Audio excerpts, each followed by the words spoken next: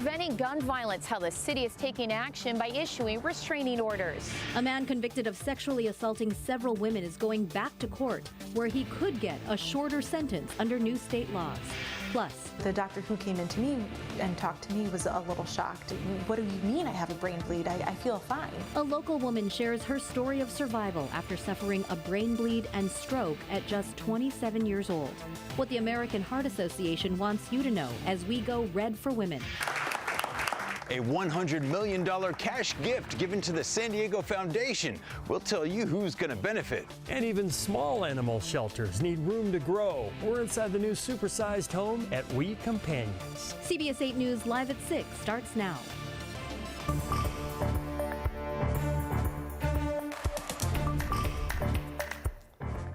There were more mass shootings in America in January than there were days. That includes 6 right here in California. Good evening and thank you for joining us. I'm Carlo Cicchetto. I'm Marcella Lee. Locally, the San Diego City Attorney's Office says it is working hard to prevent a tragedy from happening here. New data release shows last month the office issued 18 gun violence restraining orders, which prohibit someone from owning or having a firearm. The city attorney showed some examples today and told CBS 8's Shannon Handy how well they work. In one of those 18 cases, a man got into a trolley here downtown and pointed a gun at several passengers. City Attorney Mara Elliott wants to encourage the public to report these types of incidents, saying doing so has and can save lives. We're convinced that we have intervened in many potential tragic scenarios. San Diego City Attorney Mara Elliott says her office has been issuing gun violence restraining orders for 5 years. But in light of recent mass shootings, she's becoming more vocal about it in hopes of preventing a similar tragedy from happening here. Gun violence is real, and we need people to be calling us and letting us check it out. We don't want to read about our community in the newspaper. California is one of 19 states that have red flag laws, which are designed to stop violence before it happens. And just today, a bill was introduced to form a federal grant program to help other states do the same. Specifically, a gun violence restraining order can be used in cases where someone threatens to harm themselves or others. Once issued, that person's guns are confiscated, regardless of whether or not they have any. The order also prohibits them from buying one. The order is good for 21 days, at which point a judge decides if it gets extended. The maximum is 5 years, and if we're at the 5-year point and that individual still has not addressed that underlying concern, we will ask for an additional up to 5-year gun violence restraining order, and so on and so on. 2 of the 18 orders Elliott's office issued in January involved someone who threatened to kill 3 or more people. In one of those cases, an emergency room patient who didn't want to be admitted to the hospital became agitated and yelled, "I'm going to go buy a gun and come back and shoot 10 people." Elliott says her office also sees a number of intimate partner violence incidents. About a third of our cases will be associated with that. About a third of the cases we're seeing have to do with the potential for a suicide. And then the others have to do with workplace violence, community violence, mental health crisis. Gun violence restraining orders are public records, so anybody can access the information at the downtown Superior Courthouse. As for how to get one issued, Elliott says there has to be clear and convincing evidence of a threat. That can include statements made publicly, including social media posts. We know when something doesn't feel right, and those are the calls that need to be made. If you'd like more information on gun violence restraining orders, just log on to CBS8.com and click on this story. Reporting for CBS 8, I'm Shannon Handy. Parents at an apartment complex in Alpine are frustrated and angry tonight after a mother says she caught a man peeping into her child's bedroom window. She says this happened on 3 different occasions. That man was due in court today, but was released before he was set to appear before a judge. Now, we aren't naming the man because he has not been formally charged with any crime, but parents say they're concerned that he is free to roam the streets. I'm sure every parent in the whole world knows exactly that feeling that happens to you when your child is in danger, and that is a hard feeling to resist and step back and just say, the legal system's got it. That has been very hard for me. Investigators tell us they are working, quote, expeditiously on this case. A former La Jolla restaurant owner sentenced to 40 years in prison for sexually assaulting women will get a new day in court. The Court of Appeals ruled Daniel Dorado has to be resentenced under new California sentencing laws. CBS 8's David Gottfredson spoke to a legal expert to sort it all out. He is an evil individual The women who said they were drugged and unconscious when Daniel Dorado sexually assaulted them spoke at his sentencing hearing in 2020. He has shown history of repeatedly assaulting women through the use of daybreak drugs. Dorado owned several businesses, including a now closed restaurant in La Jolla. A jury convicted him of getting 4 women intoxicated and then sexually assaulting them between 2009 and 2018 by inviting them into his businesses for job interviews or meeting them on online dating apps. Years after the assault, I still don't feel safe going to job interviews in person alone. I don't feel safe to do outdoor activities alone. I can't tolerate being around men, not even family.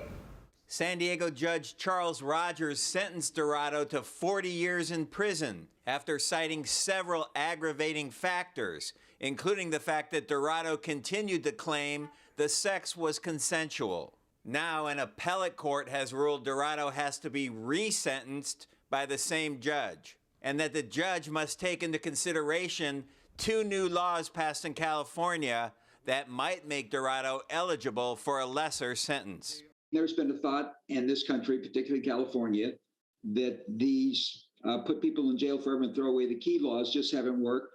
Attorney Jan Ronis was not involved in the case, but he says recent changes to California's sentencing laws can be retroactive, and they have to be applied fairly, even in cases that draw public outrage. These are sensitive issues. It's very difficult for the public sometimes to comprehend the complexity of these laws. But in general, their intent is to make punishment more closely fit the crime. Dorado does not dispute his conviction, and it remains unclear whether the victims of his crimes will appear again in court to give victim impact statements. He is a repeated offender who needs to be incarcerated so he can never commit this crime ever again. Dorado will appear remotely from prison for a hearing on February 16th. His resentencing is set for March 3rd in the downtown courthouse. David Gottfredson, CBS 8. Thanks, David. Tonight we have an update on a story we brought you last night about Canyonside Ranch. That's a horse boarding facility owned by the city of San Diego. The city sent a cease and desist order today to the current leaseholders to stop tearing down equipment as they work to move off the property. The city claims the Osborne brothers were not living up to the health and safety aspects of their lease agreement and were ordered to vacate the premises by February 23rd. People boarding their horses there told CBS 8 that the brothers have been dismantling horse stalls and tearing up the ranch since being told to leave. The city says the stalls are city property and that if the brothers continue to tear down or remove structures, it will take legal action. A woman who lives near the college area says she's frustrated over potholes on Alvarado Road. CBS 8 talked to Michelle Adcock, who says that over the span of 7 years, she's submitted requests for road repairs on the city's Get It Done app. She admits patchwork has been done, but she says it's not enough. There are potholes this big and cracks in the street that are horrifying. I have a whole computer full of reports that I've sent in. There are currently 853 open requests for repairs. 9 city crews are typically assigned to just potholes every day, but the city tells us that as many as 150 additional city workers have been assigned to help handle pothole backlog. And don't forget, here at CBS 8, we want to help you solve problems that are impacting you and your community. If there's something you'd like us to look into, email us at workingforyou@cbs8.com. The San Diego Foundation announced today it received a historic unrestricted cash gift of $100 million from the estate of a local entrepreneur. CBS 8's Brian White explains exactly who will be benefiting from this transformative donation.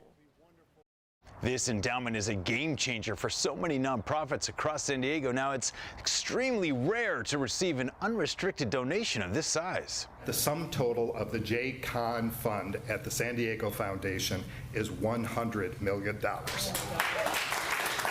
The largest ever gift of its kind to a San Diego nonprofit, and the third largest unrestricted cash gift to a community foundation in all of the United States.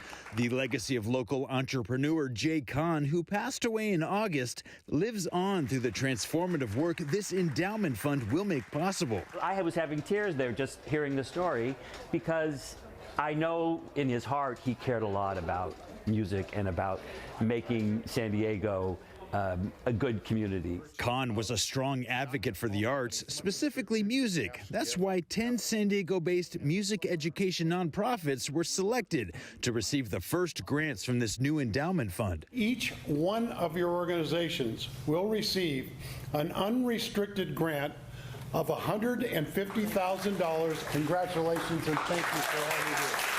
Heartfelt, teary-eyed reactions from these nonprofit leaders who were very grateful. Amazing. So yes, thank you so much. I'm just blown away. This is amazing. Wow. It's just impactful is not the word. Brandon Stepp is director and founder of David's Harp Foundation. They focus on giving young people an artistic outlet through music. We walk young people back from spaces of incarceration, from homeless shelters, all the way back to a state-of-the-art recording facility. And in there, young people are making art. The work Brandon and his team are doing to connect these kids with professional recording equipment and instruments is exactly the kind of program Mr. Kahn would be proud of. It shows that we care about them, right? They are worth that state-of-the-art facility, but more than that, it's opportunity to build relationship and connection with young people. The $150,000 grants going to each of these 10 nonprofits will be distributed over 3 years, and Brandon knows the value of that money. It allows a small organization like ours to be able to count on that funding every year and to use it as we see fit. Brian White, CBS 8. Incredible, $100 million donation. Really, it is transformative. It's wonderful. All right, the German Shepherd who fell down a 60-foot deep hole in Bonita yesterday is recovering tonight. All eyes were on that dog, Indy, for hours last night. Indy, a 9-year-old former police canine, was finally rescued live during this newscast, but he did not come out uninjured. He did have to undergo surgery and is now being nursed back to health at the South County Animal Hospital. He's alert, he's awake, and he's getting pain meds. He's had a surgery for a couple wounds. He's trying to get up, but we've got to take him to get an MRI. Indy is going to need a few more trips to the veterinarian on his long road to recovery before he is back up and running. But you think about the depth of that well, 60 That's a long fall. feet. We are so happy that he's doing okay tonight. Yeah, and Indy's rescue touched a lot of you out there. You filled our social media pages with comments saying how grateful you are that Indy is okay and wishing him a speedy recovery. Our viewers are also thanking firefighters and police officers for their efforts to rescue Indy. There were also several comments calling for that hole that Indy fell into to be covered or blocked off so nothing like this happens again. Still ahead is Walmart planning to charge you to use its shopping carts. We verify. Plus, President Biden meets with members of the Congressional Black Caucus to find a path forward on police reform. High clouds rolled in for our forecast today, and they're going to stick around through the next day or so. I'll let you know why coming up. And tonight we're highlighting a Black-owned barbecue spot bringing Southern style to San Diego.